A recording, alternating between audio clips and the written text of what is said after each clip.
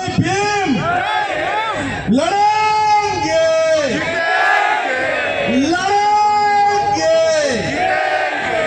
अरे और लड़ेंगे और लड़ेंगे।